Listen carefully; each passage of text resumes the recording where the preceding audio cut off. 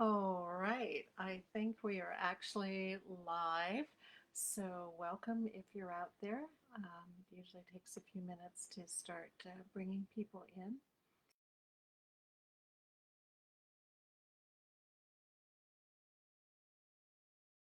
And if you are one who dreams only at night, it is in decline right now. So, I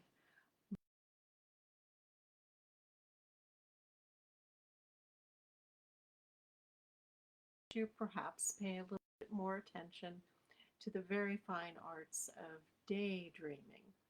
Something that often we have problems with because we've been told from the very first that daydreaming is bad and you can't learn anything from daydreaming and that it's just a daydream and something to be avoided at all costs.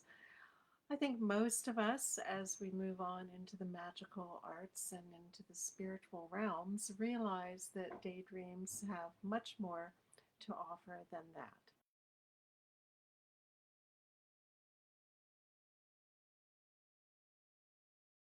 Often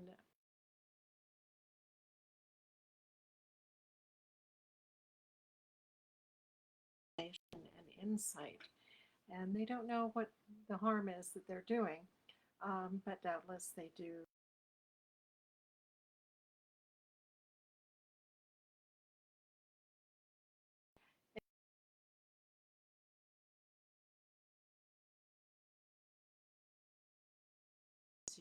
High energy CEOs and Silicon Valley millionaires and billionaires and so on are coming more and more to the more mystical ways. I don't know that they always have the full inner resources developed that these things benefit them spiritually as much as they could, but they certainly are willing with their time and their money to go forth and have, these mystical experiences, however prepackaged, often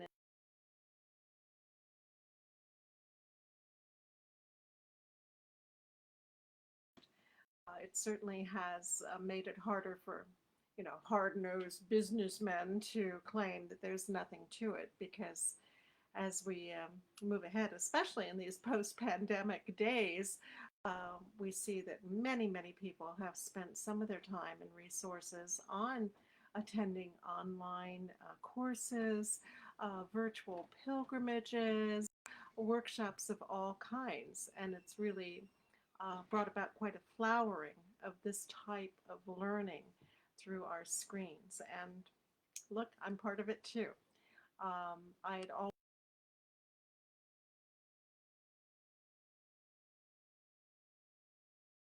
on, some sort of vague idea of having more of a video and programming presence for myself personally in my work, but also for ISIS Oasis and for other things that we do. But I never actually crossed the Rubicon. I never actually stepped across the border into actually doing it. And so now I am because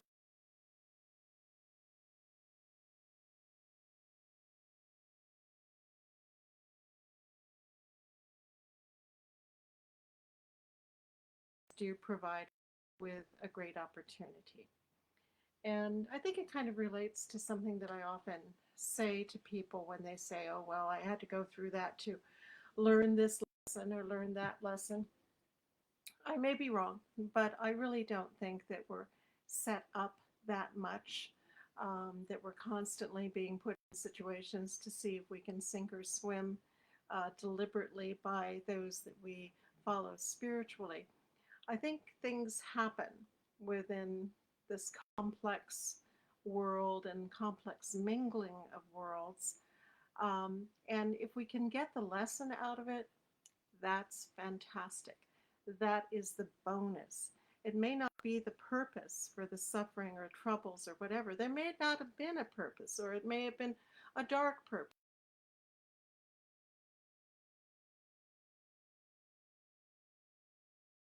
But oh my, it does present you with the opportunity to get a lesson that can make things better for you as you move forward that can enhance your own spirituality and understanding of your own spirituality, and overall become something beneficial, even though the process of getting the right to that benefit may have been terribly painful and very difficult. So I don't want to disparage in any way the things that we do suffer through. Some of them are just awful, and we should, not um, kind of push that aside with the, happy outcome. Oh, well, you learned a great lesson, blah, blah, blah. Yeah, I don't have much patience with that. But if you can get the lesson from it,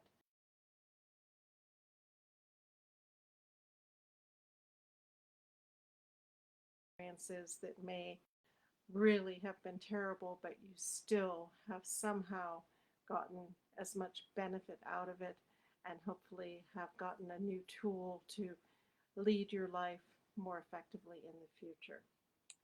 So, anyway, that's some of the things that are on my mind tonight as we move through this special evening of the equinox. And this is one of the great tidal shifts of the year.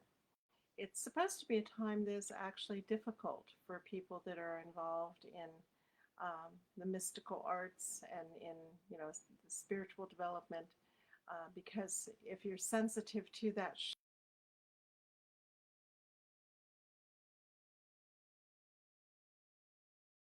me, and so it doesn't always go well for a period, at least according to Dion Fortune, the British occultist whom I follow. She said about a week before and after, it tended to be rough water.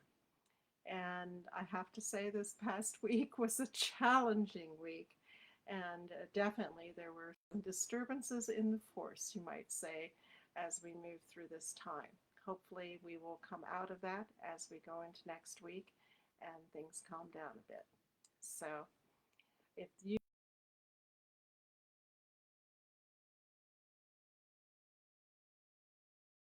on the shore, make your mark, follow your bearing, and keep on, as I would say when I was kayaking in rough seas off of Crete, keep on paddling. You're more stable if you keep on moving.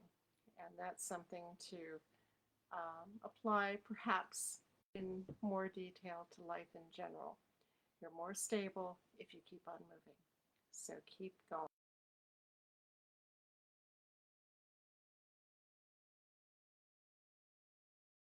When he was hiking the Pacific Crest Trail, which he did several times, that, as long as you kept moving, you were okay. It was making those little steps, even if they were steps an inch in length, as long as you kept moving forward, then you were accomplishing, you kept on going forward, and that would get you through. So that's my advice for this evening. So,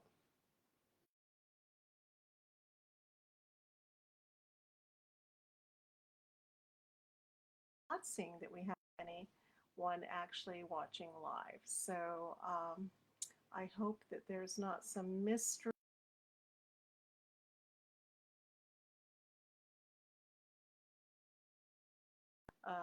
But we do, it's telling me that I'm live, so I'm going to trust the opinion of others, the opinion of my Facebook page that I am in fact live, and we will carry on.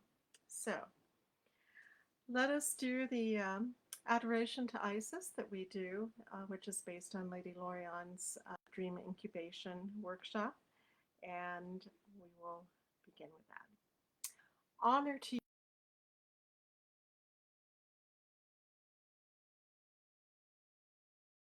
life,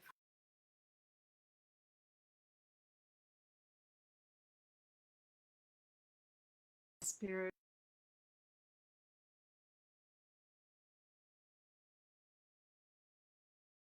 of the holy house.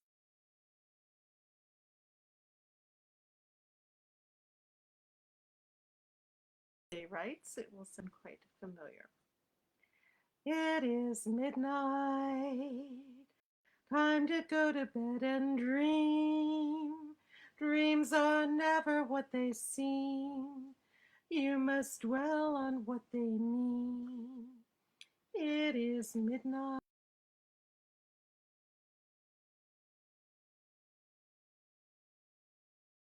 Analyze, for your dreams are very wise.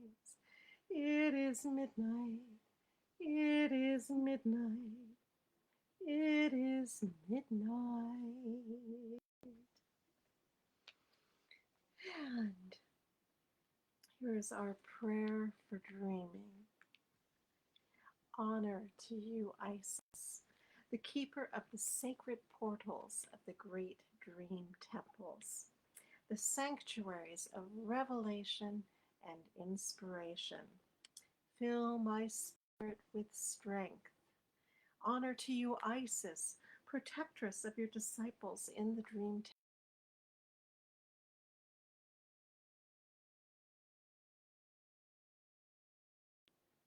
Honor to you, Isis, the oracle of revelation in the innermost part of my heart.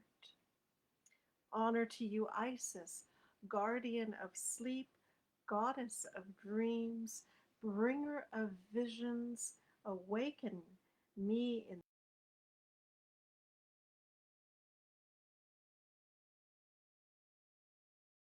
them in the future. So, tonight's dreaming on the equinox is especially an important event. So, when you go to bed, try to pay attention to the fact that you're going to sleep on a night where things are shifting, where insights may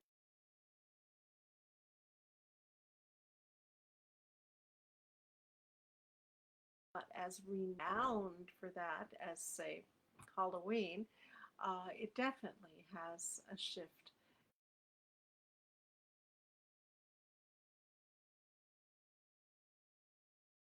Destiny, you may this particular time of year is conducive to exploring the mystical realms.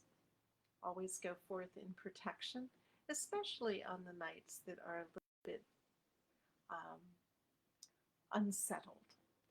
So, however you wish to call on that, we've done our little prayer for dreaming with Isis, and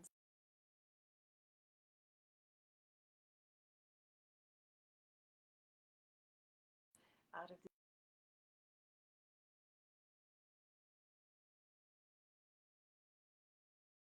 eyes open and your heart aware, and see what you may bring back from this night's dreaming. And I do hope in the coming morning that you don't have something that will jerk you out of sleep with an alarm or a ding or a telephone call. I've had all of those this week.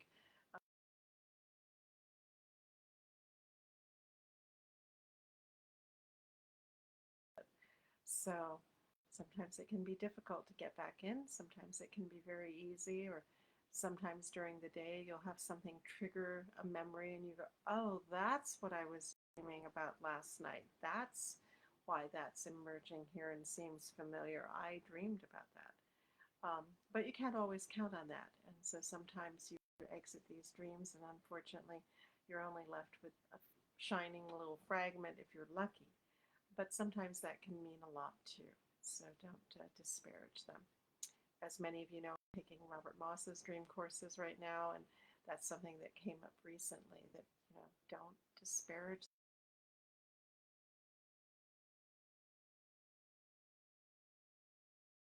concentrate on them. In a light way, you may find that they reveal their secrets. And sometimes in exploring dreams and what you get in from dreams, you can actually look too closely at them. You have to kind of handle them delicately. Make sure that you're not breaking off pieces by grabbing onto them and going, oh, I dreamed about this golden chalice and it's a golden chalice. Be sure to kind of leave room for the radiant energy, for the spiritual energy of those dream symbols.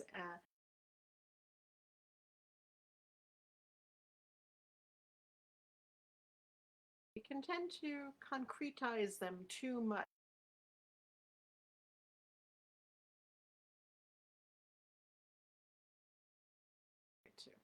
So be gentle with your dreams and your dream imagery. Be attentive to it, but don't get the magnifying glass and accidentally get the sunlight concentrated and start burning off the edges of it. You don't want to do that. Look at it closely, but look at it gently. Look at yourself gently too.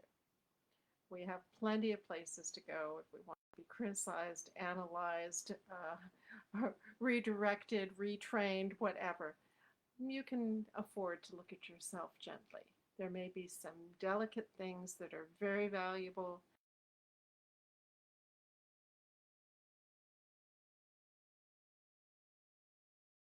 Or chipping away at them. And neither is a good outcome. Try to look at yourself fully and with kindness. Because that's training us on how we look at others too. So if we're extremely harsh with ourselves, it's very unusual that we will be extremely gentle with others. It can happen. I've known people like that. And even in myself, in some ways, I can be pretty brutal to myself inside. And I think I try to be gentle to others most of the time. With some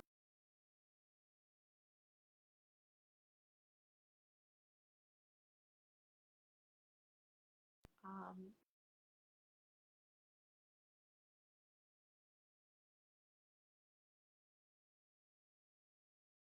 and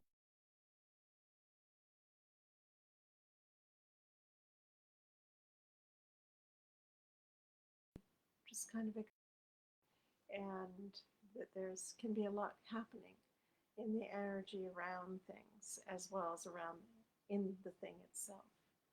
So try to go forth into this season of growing light with a little bit of an awareness to be gentle as you observe what's around you and what's inspiring you. So,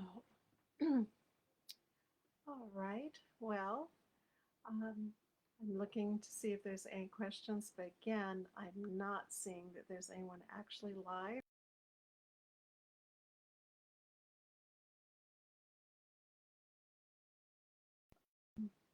But in checking, I'm not finding anything. So if I'm neglecting somebody out there, I'm truly not seeing you. So please don't take it badly. I would love to connect with you if you are there and if you exist. So, but sometimes the mystic arts of Facebook or Zoom or some of these other systems,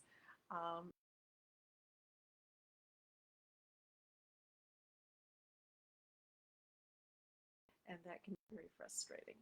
So, in any case, I wish you a good evening, a good night's dreaming filled with magic and interesting things that are restorative to your spirit, as well as providing you the opportunity to rest. And I hope that you will come back with some treasure of the night that can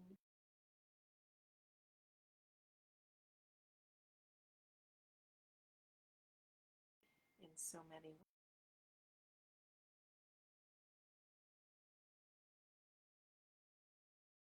protect you on your dreams of the night.